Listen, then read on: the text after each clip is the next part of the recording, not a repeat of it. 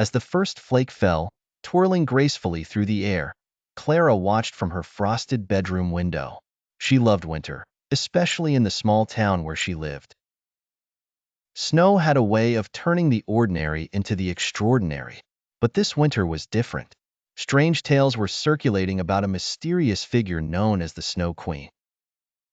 According to legend, she controlled the winter, and whispers claimed she was searching for something or someone. Clara and her best friend, Jake, decided they needed to discover the truth. Armed with warm clothes, flashlights, and a map, they ventured into the forest that bordered their town. The deeper they went, the thicker the snow became until it seemed like they were walking through a dream. The trees, heavy with white, stood silently, watching. They stumbled across an ancient stone archway, partially buried in the snow. A faint glow emanated from beyond it. Clara's curiosity got the better of her, and she stepped through. Jake followed hesitantly. On the other side, the air was filled with sparkling frost.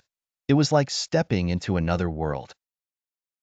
And there she was, the Snow Queen, standing tall and regal, with a crown of ice on her head and eyes as cold as the northern winds.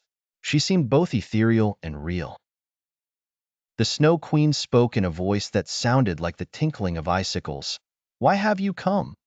Clara, trembling but determined, replied, "We want to know why you're here and what you're looking for." The Snow Queen studied them for a moment before pointing to a cluster of ice sculptures nearby. Each figure seemed to be trapped in mid-motion, frozen in time. "I seek the one with a pure heart," she said. "Only they can free these souls from their icy prisons." Clara felt a strange pull in her chest. Stepping closer to the sculptures, she noticed one of them had tears frozen on its cheeks. Unable to explain why, she reached out and touched the figure. To her astonishment, warmth spread from her fingers, melting the ice. The figure emerged, a small child, shivering but free.